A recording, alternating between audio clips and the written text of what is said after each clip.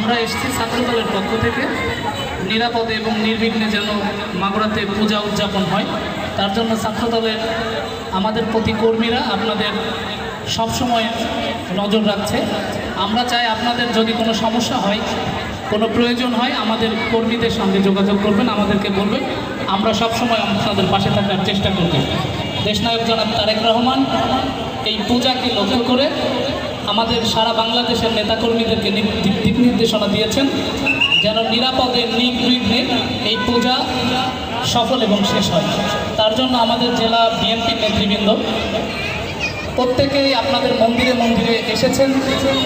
তাদের দিক নির্দেশনায় আমরা ছাত্রদলের কর্মী যারা আছি, আমরা মাগুরাতে প্রতিটি মণ্ডপে যাচ্ছি, পূজা উদযাপন কমিটির সদস্যদের সঙ্গে কথা বলছি।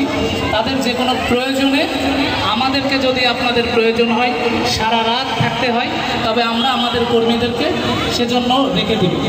আপনারা যে কোনো প্রয়োজনে আমাদেরকে স্মরণ করবেন, ছাত্রদল আপনাদের পাশে আছে। নিরাপদে নির্বিঘ্নে এই পূজা উদযাপন সফল করার লক্ষ্যে আমরা সবসময় আপনাদের পাশে থেকে কাজ করে যাচ্ছি। ধন্যবাদ সবাইকে। ধন্যবাদ ভাই শফিককে। আমরা